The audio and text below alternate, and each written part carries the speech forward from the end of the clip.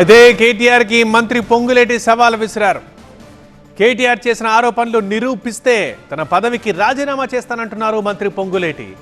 8,888 కోట్లకు టెండర్లు పిలిచినట్లు కేటీఆర్ నిరూపించాలి. ఒకవేళ నిరూపించలేకపోతే రాజీనామా చేయడానికి కేటీఆర్ సిద్ధమా అంటూ సవాల్ విసిరారు. యాక్చువల్లీ గతం కంటే 54 కోట్ల రూపాయలు తక్కువకే రీటెండర్లలో బిడ్లు వేశారు అని చెప్పారు పొంగులేటి.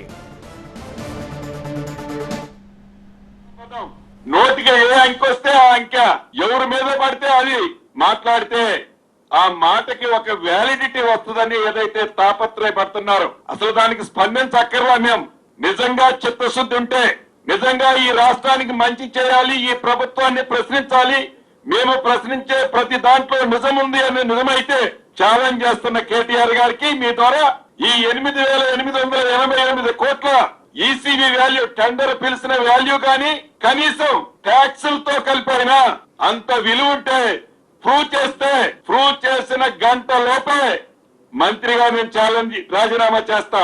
నిన్ను మంత్రిగా లేవు కాబట్టి నిన్ను ఎమ్మెల్యేగా రాజీనామా చేయమంటున్నా.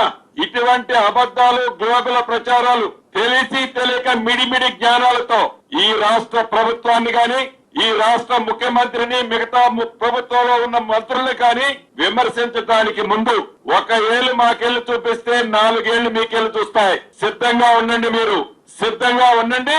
దీనికి తగు మూల్యం రేవంత్ రెడ్డి గారుగా చెల్లించుకోవాల్సింది మీరు.